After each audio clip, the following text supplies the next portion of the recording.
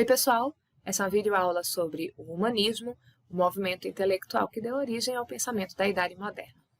Vamos começar? O humanismo ele surgiu na Europa no final da Idade Média. O berço do humanismo, a gente costuma dizer, é a Itália dos anos 300. Os italianos chamam esse período de Trecento, período ali dos anos 1300, que equivalem ao século XIV. Nesse período, esse movimento começa aos poucos a propagar que as pessoas adotem valores que vão sendo cada vez mais antropocêntricos. Isso significava defender uma visão de mundo mais crítica e menos dogmática.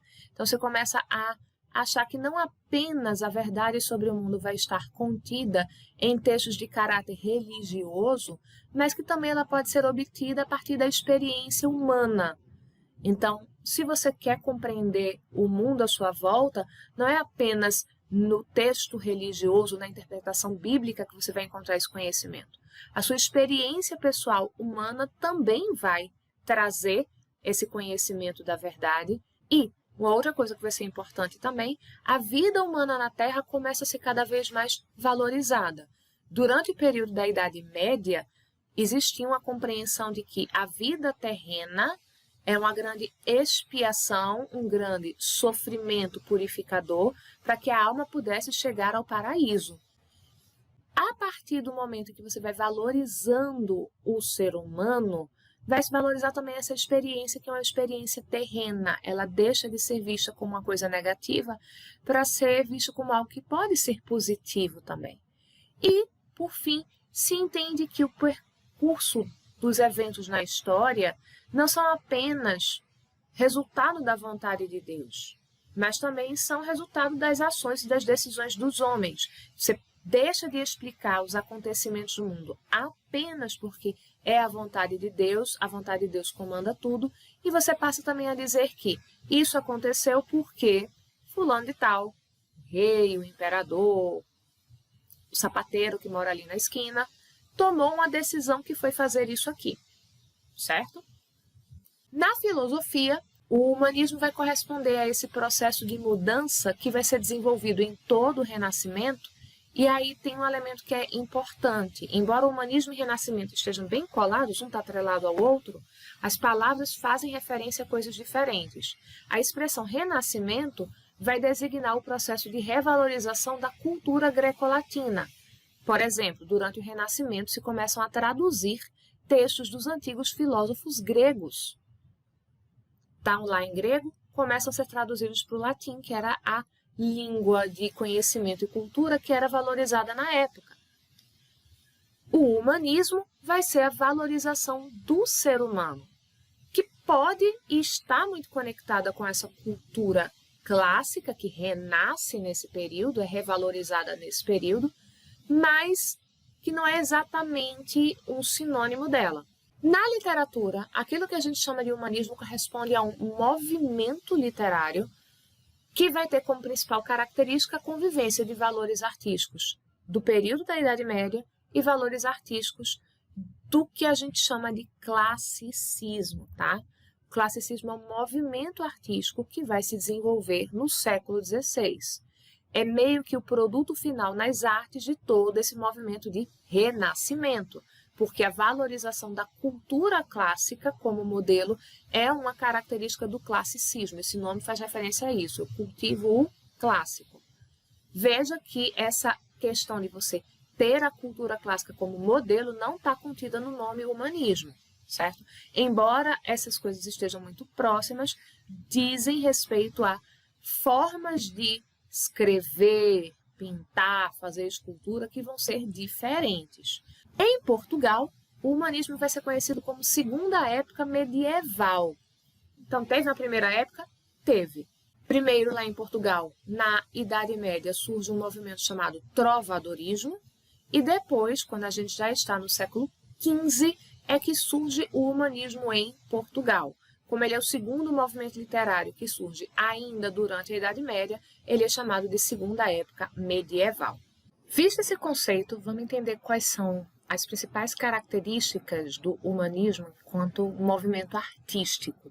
E aí, para eu te mostrar essas características na literatura, eu tenho que te explicar uma coisinha antes. O Homem Vitruviano talvez seja a produção artística mais importante desse movimento, em termos de proposta das artes plásticas. Sendo que esse nome, Homem Vitruviano, não é uma coisa que é específica do famoso desenho do Da Vinci, que eu tenho certeza que você já viu em alguma aula de história já na sua vida. A questão aqui é o seguinte: houve na Roma Antiga um arquiteto chamado Marcus Vitruvius Polius, que tem ideias a respeito da representação do corpo humano que vão ser resgatadas pelos humanistas. O processo do Renascimento está redescobrindo o que é que a cultura clássica deixou para a gente de informação, não é isso? Os humanistas vão ler esse texto do Vitrúvio, em que ele vai falar sobre o corpo humano, e vão usar isso como uma referência justamente para ter aquela defesa dos valores antropocêntricos. O que foi que o Vitrúvio falou? Tá? O que foi que ele deixou registrado e escrito? Ele escreveu um livro chamado De Arquitetura, em latim significa sobre arquitetura, e nesse livro ele começa defendendo que os seres e as realizações humanas, no caso os edifícios arquitetônicos, eles vão ter beleza, funcionalidade e resistência se eles tiverem simetria, se a sua composição for uma composição simétrica.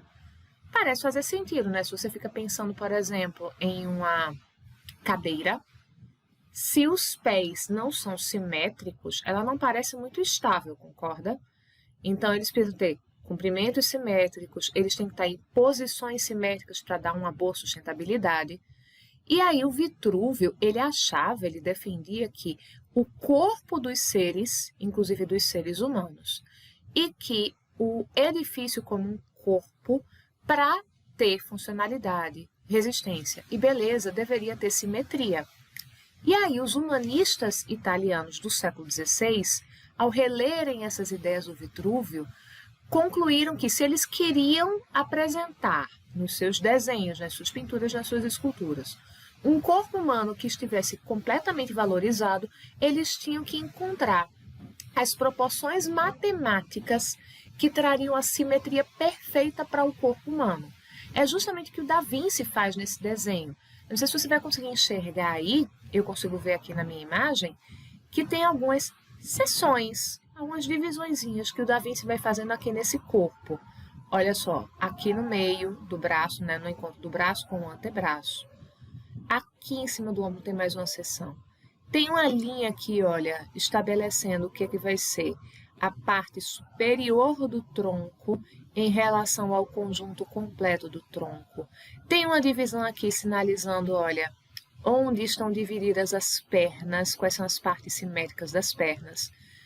E aí, essa divisão que o Da Vinci está fazendo é porque ele está pensando aqui em escala. Não sei se você vai conseguir enxergar aqui, mas tem uma escala aqui embaixo.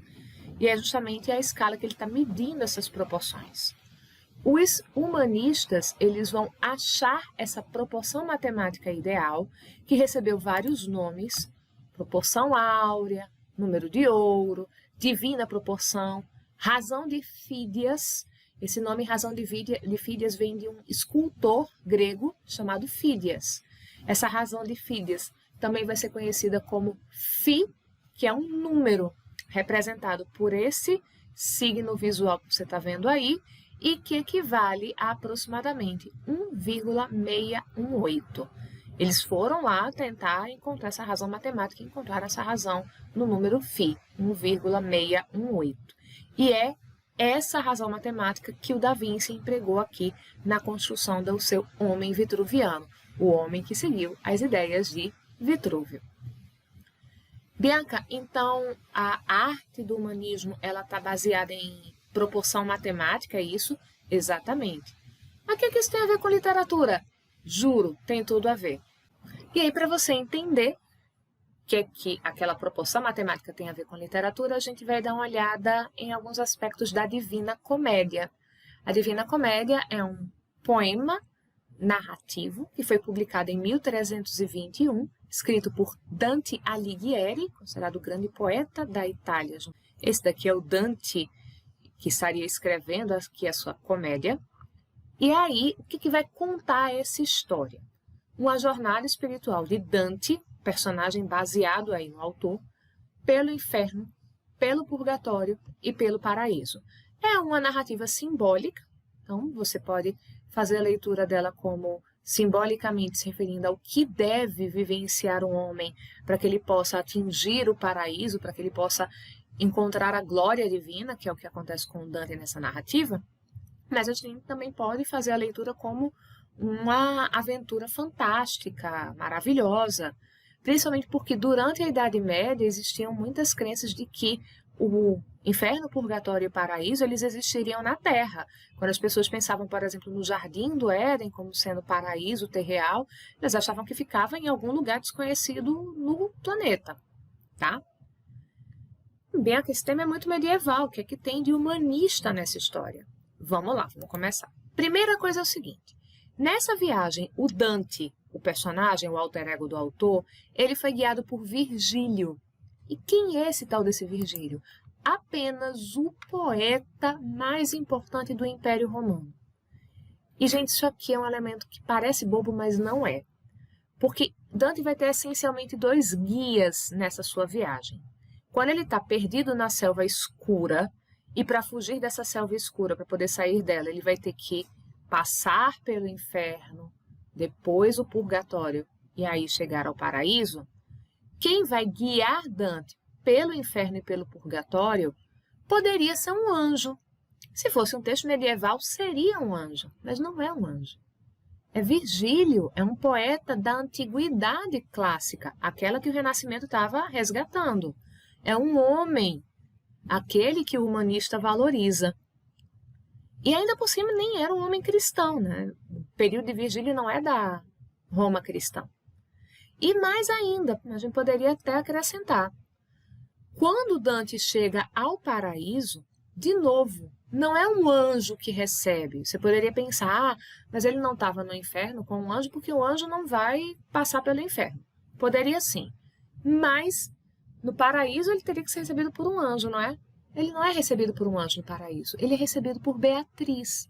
E quem é essa?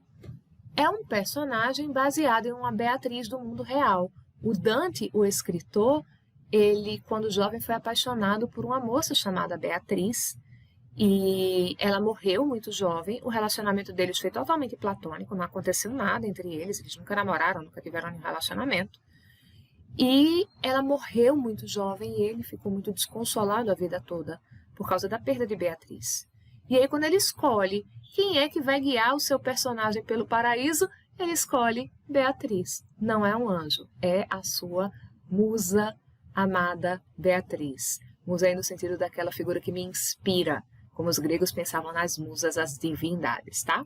Segunda coisa, a Divina Comédia é um poema muito matemático. Assim como o Homem Vitruviano, existe uma precisão matemática e uma simetria, uma busca por proporção nessa obra. E quando se mexe nessa questão dos números da Divina Comédia, a gente se impressiona porque Dante consegue aliar duas coisas. A simbologia matemática, que foi típica do pensamento medieval, e a simetria matemática, que é o ideal de beleza do Renascimento. Bianca, como assim simbologia matemática do pensamento medieval? Para o homem medieval, tudo o que acontece é uma manifestação divina. E aí, se buscava o tempo todo observar na natureza, nos fatos, nos eventos, sinais dessa vontade divina, certo? E eles viam isso, inclusive, nos números. Então, vamos supor, vamos chutar aqui, uma pessoa acorda de manhã de frente para a janela dela. E aí, exatamente na hora que ela abre o olho, ela vê uma quantidade X de pássaros passando, subindo voo na frente da janela dela. Então, ela primeiro vai interpretar que pássaros são esses, porque dependendo do tipo de pássaro, isso tem uma mensagem. Como é que eles estavam voando? Então, estavam voando para cima, estavam aterrissando, estavam voando reto? E terceira coisa, quantos pássaros tem? Porque a matemática vai ser simbólica desse desejo divino ou dessa falha em relação a Deus. Os números, eles também transmitem mensagens ocultas da vontade de Deus. Era assim que pensavam os homens da Idade Média. O Renascimento não pensa desse jeito, porque nem tudo é manifestação da vontade divina, mas valoriza a simetria matemática. Dante junta essas duas questões da matemática. De que maneira? Vamos lá, porque você vai ter uma noção da complexidade fantástica dessa obra agora. Primeiro, a Divina Comédia é composta por 100 cantos. Canto é o nome do capítulo da epopeia, então são 100 capítulos. 100, para os medievais, era um número perfeito, um número de Deus.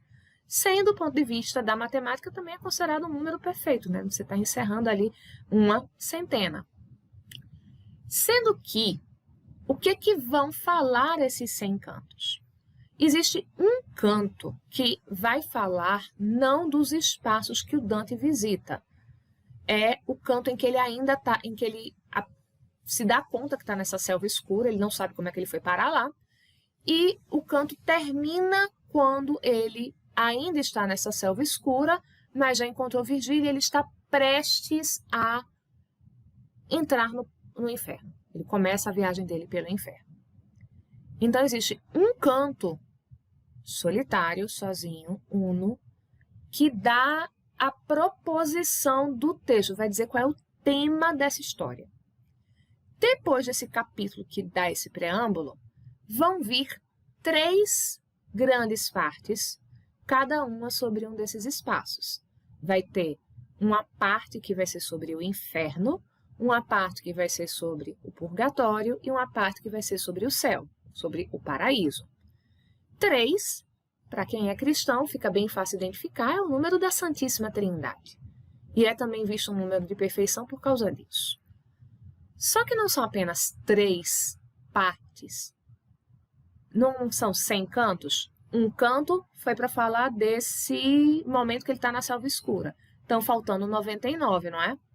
E se eu te disser que vão ser 33 cantos para se falar da aventura no inferno, 33 para o purgatório e 33 para o paraíso? 100 composto por 1 mais 3 vezes 33. Olha o equilíbrio matemático que está sendo buscado aí. E olha também a simbologia matemática, né? Que não vai parar por aí. Quando a gente pensa nessa questão, fica parecendo aquele comercial da Polishop. Mas não é só isso. Além de ser 1 mais 3 vezes 33, o número 3 e o número 10, 100 vai ser um múltiplo de 10, vão ser constantes nessa obra. Todos os versos da Divina Comédia são versos decassílabos, são versos que têm 10 sílabas poéticas. Isso significa, gente, que são 14.233 versos, 14.233 linhas, que o poeta se preocupou em conseguir uma quantidade de sílabas poéticas que fosse sempre a mesma, sempre simétrica. Mais ainda, as estrofes são sempre estrofes que agrupam 3 versos. A terza rima é uma estrofe que vai ter um esquema de rima que eu te mostro já já e que vai envolver sempre 3 versos. Ela é uma terza. Em português a gente fala terceto, em italiano eles falam terza. São 4.711 estrofes com terza rima. Todas essas 4.711 estrofes têm 3 versos.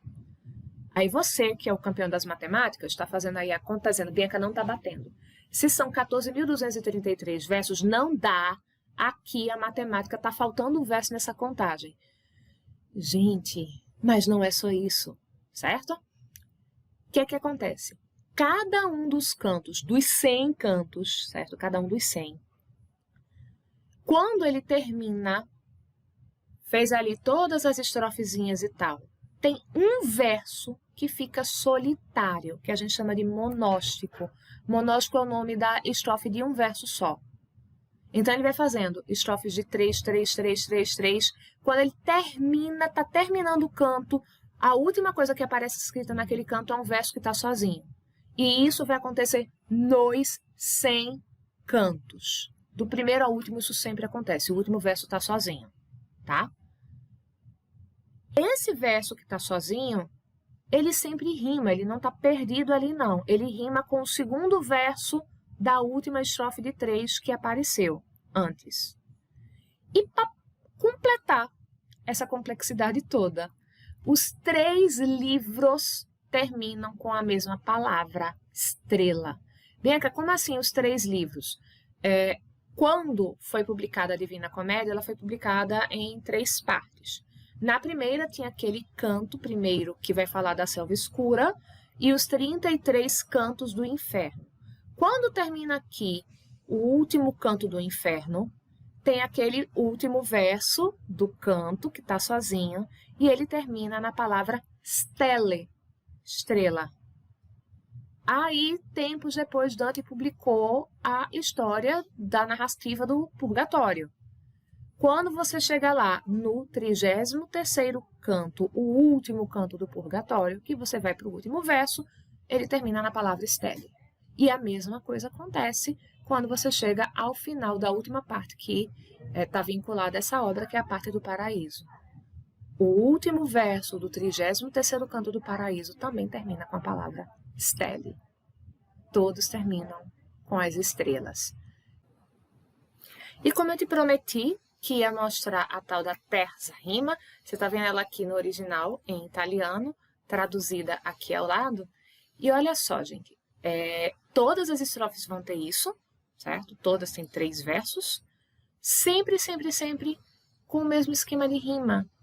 Em todos os 100 cantos, todas as estrofes vão ter esse encadeamento de rimas que você está vendo aí pelos aspectos visuais que eu usei para destacar para vocês. O primeiro verso e o terceiro da mesma estrofe rimam como vita, esmarita, dura e paura, morte e escorte.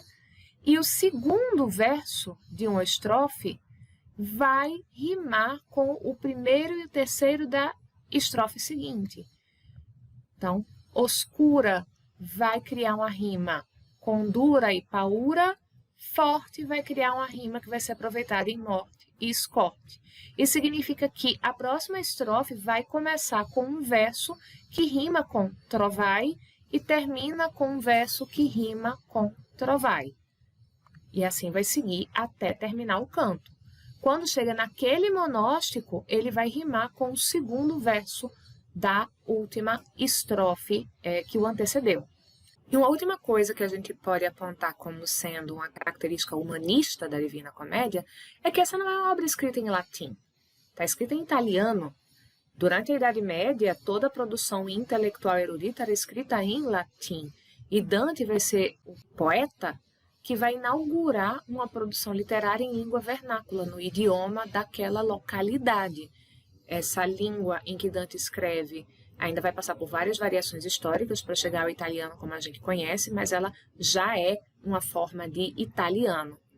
E um fenômeno, a partir de então parecido, vai começar a acontecer em outros lugares. Quando as pessoas forem escrever uma literatura erudita, elas não vão mais escrever em latim, elas vão escrever em outras línguas também. Ok? Eu espero que você tenha aprendido bastante com essa videoaula. Um beijo e até a próxima.